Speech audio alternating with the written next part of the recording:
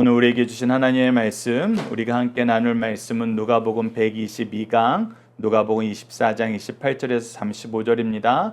누가복음 24장 28절에서 35절 제가 봉독해 드리도록 하겠습니다. 그들이 가는 마을에 가까이 가매 예수는 더 가려 하는 것 같이 하시니 그들이 강권하여 이르되 우리와 함께 유하사이다. 때가 저물어 가고 날이 이미 기울었나이다 하니 이에 그들과 함께 유하로 들어가시니라. 그들과 함께 음식 잡수실 때 떡을 가지사 축사하시고 떼어 그들에게 주시니 그들의 눈이 밝아져 그인 줄 알아보더니 예수는 그들에게 보이지 아니하시는지라. 그들이 서로 말하되 그래서 우리에게 말씀하시고 우리에게 성경을 풀어주실 때 우리 속에서 마음이 뜨겁지 아니하더냐 하고 곧 그때로 일어나 예루살렘에 돌아가 보니 11 제자 및 그들과 함께한 자들이 모여 있어 말하기를 주께서 과연 살아나시고 시몬에게 보이셨다 하는지라. 두 사람도 길에서 된 일과 예수께서 떡을 떼심으로 자기들에게 알려지신 것을 말하더라. 아멘. 오늘 본문 말씀을 뜨거워진 마음으로 복음을 전하는 제자들이란 제목으로 함께 말씀을 나누도록 하겠습니다. 오늘 본문은 저희들 전체를 한 단락으로 묶어서 보고자 합니다. 이 내용을 예수님의 가르치심을 통해서 뜨거워진 제자들은 무엇을 했나요? 키워드는 강권, 교제, 밝아져, 뜨거워지다, 전하다입니다.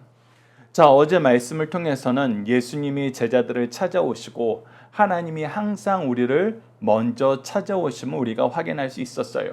우리가 하나님이 우리를 사랑하시는 모습에 대해서 얘기할 때 항상 우리를 먼저 사랑하시고 더욱 사랑하시고 끝까지 사랑하시는 것, 그것이 성경에서 우리에게 가르쳐 주는 것이고, 특히 우리가 요한 1, 2, 3서 말씀을 통해서 하나님께서 우리를 먼저 부르시고 먼저 사랑하시고 더욱 사랑하시는 것을, 그리고 끝까지 사랑하는 것을 우리가 확인할 수 있었습니다. 이와 같이 예수님도 제자들을 먼저 찾아오셔서 그 사랑을 끊임없이 베풀어 주세요. 다시 한번 말씀으로 가르쳐 주십니다. 교훈과 책망과 바르게 함과 의로 교육하는 일을 멈추지 아니하시는 것이죠. 그랬을 때 제자들은 그것을 기뻐하게 됩니다. 그들 마음에 하나님의 말씀의 은혜가, 역사가, 깨달음이, 그 지혜가 주는 풍성함이 충만하여지자 기뻐하게 돼요. 즐거워하게 돼요. 기쁘고 즐겁게 되면 무엇을 하고 싶어지느냐? 그 말씀을 더 가까이 하고 싶어집니다. 이 말씀을 가르치시는 분과 더 깊이 있는 교제를 나누고 싶어 해요. 그래서 그들은 자기 목적지에 도착했지만 예수님이 더 가시려는 것 같자 같이 유하여서 계속해서 말씀을 나누자고 부탁을 합니다. 그것이 29절에 나타나고 있어요. 그들이 강권하여 이르되 우리와 함께 유하사이다. 같이 있었으면 좋겠습니다. 조금만 더 우리와 같이 머물러 주십시오. 저희들이 아직도 배우고 싶은 거, 듣고 싶은 거, 당신과 함께 거하는 것이 좋습니다. 이 얘기를 하는 거예요. 그러자 예수님이 그들의 부탁을 들어주시고 무엇을 해주세요?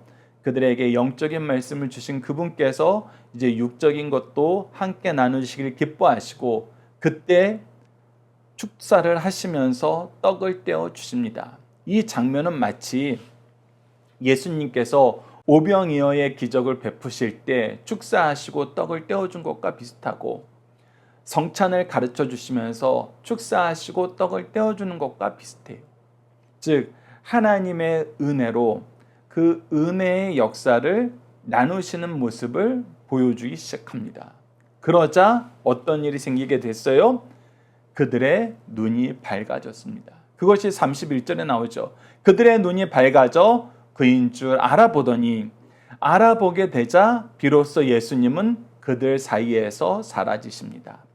이 사라지시는 모습, 그리고 아래에서 제자들이 자기들에게도 나타났다라는 그 증거를 통해서 예수님이 부활하신 후에 우리에게 보여주는 모습 중에 놀라운 모습이 무엇이냐? 그분이 육신을 가지고 음식을 드실 수 있지만 공간의 제약을 받지 않으신다. 시공간의 제약을 받지 않으시는 모습을 우리에게 보여주고 있어요. 그것이 우리가 나중에 예수님이 재림하실 때 우리가 부활하게 될 영광스러운 몸임을 우리에게 보여주고 있습니다. 그런데 오늘 말씀에서 중요한 것은 자기들에게 예수님이 찾아와 주시고 말씀으로 깨닫게 하셨을 때 제자들의 반응이에요. 오늘 가장 중요한 부분은 바로 이 부분입니다. 그것을 우리가 32절에서 볼 수 있습니다. 그들이 서로 말하되 길에서 우리에게 말씀하시고 우리에게 성경을 풀어주실 때 우리 속에서 마음이 뜨겁지 아니하더냐. 자, 여러분들 잘 보십시오. 엠마오로 가는 제자들이 지난 한 주간 호산나 찬양을 받으시면서 예루살렘에 입성하시는 예수님부터 시작해가지고 십자가에 죽으시는 예수님을 다 경험하고 그 이후에 부활을 증거하는 사람들의 내용에 대해서도 그들이 이미 경험하고 예수님을 만났어요. 그리고 그들이 만난 그분이 바로 말씀하시던 대로 고난받으시고 부활하신 그 예수님인 걸 알았어요. 그럼 여러분들 한번 상상을 해보십시오. 호산나 찬양을 받으시고 백성들의 정말 섬김만 속에서 환호 속에서 영광스러운 모습으로 입성하시고 그때 그들의 기분이 어땠을까요? 이제 우리도 예수님과 함께 그 영광에 도달할 수 있겠다. 기대가 잔뜩 있었다가 주말이 되자 어떻게 돼요? 예수님이 십자가의 죽으심을 보고 그 모든 것을 잃어요. 모든 희망을 잃어요. 그리고 그가 메시아라고 고백했다가 어제 말씀처럼 다시 한번 선지자 중에 한 사람으로 그들의 믿음이 후퇴되어 있었는데 지금 부활하신 예수님이 자기들을 사랑해서 찾아와서 만나주신 것을 경험했어요. 근데 이것을 경험한 이 두 제자들이 예수님을 만난 그 상황, 예수님과 함께 대화했던 그 모든 내용 중에 가장 베스트로 뽑는 장면, 순간이 뭐예요?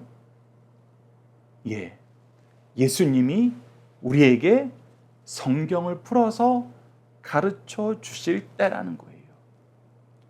예수님이 호산나 찬양을 받으시면서 예루살렘에 입성한 것도 아니고 예수님이 죽으심으로 말미암아 그들이 큰 괴로움과 슬픔과 좌절에 빠진 것도 아니고 부활하신 예수님을 만나서 그들이 놀란 것도 아니고 무엇이 가장 기뻤다? 무엇이 가장 베스트였다? 하나님의 말씀을 깨닫게 하시는 것이 가장 좋았다. 그 얘기를 하고 있어요. 그 고백을 하고 있어요. 예수님이 갑자기 사라졌으면 우리가 일반적으로는 어머나 정말 예수님이셨네. 어머나 예수님이 이렇게 놀라운 능력을 가지고 계시네. 이게 중심이 될 것 같은데 전혀 아니었다는 거예요. 말씀을 풀어주시는 것이, 말씀을 깨닫게 하시는 것이, 말씀을 통해서 예수님을 보고 예수님을 통해서 말씀을 보는 것이 내 마음을 뜨겁게 만들었다는 거예요. 여러분, 누가복음 24장에서는 이 부분이 굉장히 중요하게 소개되고 있습니다. 앞으로 남은 3일 동안 우리가 이 내용을 계속 확인하게 돼요. 그래서 여러분들, 우리 인생에 가장 기쁜 것, 예수님의 제자들이 예수님을 통해서 누렸던 가장 큰 기쁨과 능력과 뜨거운 열정은 어디에서 나왔느냐? 바로 이 말씀을 깨닫는 데서 나왔다는 것입니다. 예수님을 통해서 깨닫게 되는 하나님의 사랑, 하나님의 구속사, 여기서 나왔다는 거예요. 여러분, 이것이 우리에게 너무나 소중하고 중요하다는 것, 그것을 여러분들 기억하시면서 이것을 경험한 사람들은 어떻게 되느냐? 어떻게 되느냐? 그런가 보다 하고 넘어갈 수가 없다는 거예요. 그런가 보다 하고 넘어갈 수가 없어요.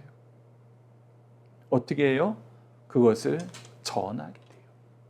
전하게 돼요. 증거하게 돼요. 그래서 다시 예루살렘으로 돌아갑니다. 돌아가서 11제자 사도들을 만나고, 그리고 이미 그 자리에는 그들과 함께 했던 그 예수님이 시공간을 초월해서 모여있던 장소에도 나타나셨다는 거예요. 그래서 그들의 증언을 듣고 자기도 증언하면서 예수께서 부활하셨음을, 예수께서 하나님의 구원을 이루셨음을 그들이 즐거워하게 됩니다. 그들이 선포하게 되는 거예요. 34절 35절 보시죠. 말하기를 주께서 과연 살아나시고 시몬에게도 보이셨다는지라 두 사람도 길에서 된 일과 예수께서 떡을 떼심으로 자기들에게 알려지신 것을 말하더라. 네, 이 예수 그리스도의 살아계심을 확인하고 서로 증언하는 역사, 말씀을 통해서 나를 찾아와 주시고 예수님을 통해서 이 말씀을 깨닫게 하시는 이 놀라운 은혜의 역사, 이 역사가 예수 그리스도의 부활 이후에 제자들이 경험한 최고의 은혜이고 능력이고 기쁨이었다는 것입니다. 뜨거움이었다는 것, 여러분들 기억하시면서 나머지 3일 동안의 말씀을 통해서 이 내용을 좀 더 구체적으로 확인하는 시간 갖도록 하겠습니다. 자, 함께 묵상할 말씀 보십시오. 주님이 우리를 찾아와 주시고 그분을 만나고 그분을 우리가 인정하고 의지하게 됐을 때는 그분을 놓아줄 수가 없어요. 그분과 함께하는 것을 우리가 멈출 수가 없어요. 야곱도 야복 강가에서 하나님이 찾아오시자 놓지 않았어요. 창세기 32장 26절 보시죠. 그가 이르되 날이 새려하니 나로 가게 하라. 야곱이 이르되 당신이 내게 축복하지 아니하시며 가게 하지 아니하겠나이다. 가게 하지 아니하겠나이다. 이 열정이 새달아난다는 것입니다. 함께하고 싶은 열정이, 그분을 인정하고 의지하면서 살고 싶은 열정이, 그분이 나의 구원임을 인정하면서 그 구원을 강구하는 마음이 우리 속에서 커지게 된다는 거예요. 그래서 오병이어 이후에 사람들이 예수님을 왕을 삼으려고 했을 때 예수님이 왕이 되려 하지 않는 것을 분명히 내보이자 사람들과 예수님을 따르던 제자들도 예수님을 떠났어요.